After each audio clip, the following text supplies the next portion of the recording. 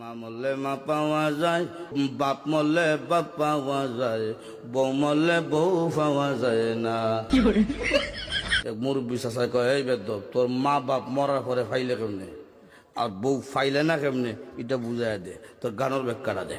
চাষা, আমার বাবা যেদিন মারা গেল, তুই আমার মাথার মধ্যে হাত দিয়ে কুসলেন, কান্দিস না রে বাবা, তোর বাবা মরলে তো কি হয়েছে, আমি তো আছি।